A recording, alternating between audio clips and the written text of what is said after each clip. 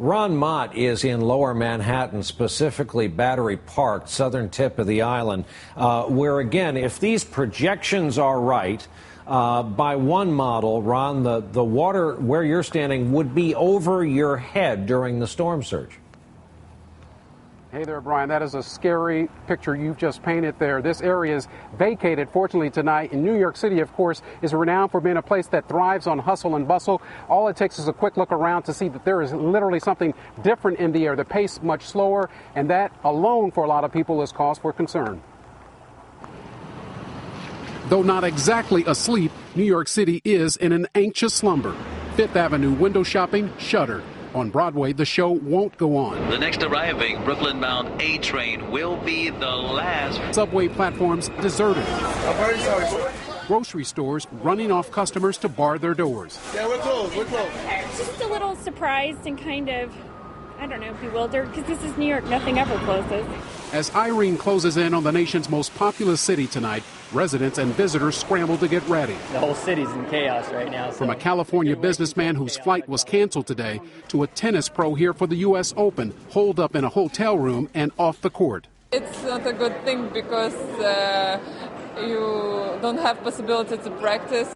Jacqueline Andrews worries about all that glass in her 55th floor Manhattan apartment. If a window breaks at this high up, it's quite possible it could have a suction effect and pull everything out too. So if it gets that bad, I'm just going to go sit in the stairwell. But flooding and not wind damage remains the primary concern of city officials, especially in Lower Manhattan, where the power will be pulled if water comes rushing in. Our concern is making sure that the only thing that comes out of this is inconvenience and maybe a little bit of property damage.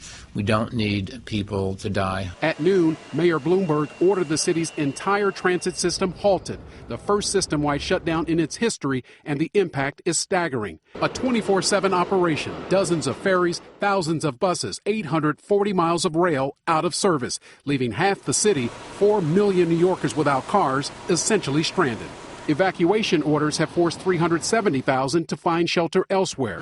I think it's going to be pretty bad. And pretty bad sums up travel at New York's 3 major airports. Nearly 1,000 flights grounded today. This North Carolina woman's cruise to Canada is over, but the saga to get back home has only just begun. We're just going to have no choice. We have to stay here until Monday morning. We got tickets out on Monday morning. So hopefully we'll still have jobs when we go back. All right, the waters of New York Harbor just off our camera position here, starting to get just a little bit restless. A lot of the folks who've been evacuated are going to hunker down for the night with family and friends. Others have gone to some shelters. We saw a pretty good sized line, Brian, to get into one of those earlier today. All right, Ron Mott, thanks very much for your reporting. All New Yorkers hoping these dire projections are wrong.